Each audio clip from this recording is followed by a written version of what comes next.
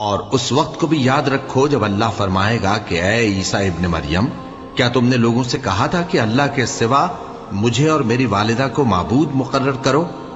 وہ کہیں گے کہ تو پاک ہے، مجھے کب شایع تھا کہ میں ایسی بات کہتا جس کا مجھے کچھ حق نہیں۔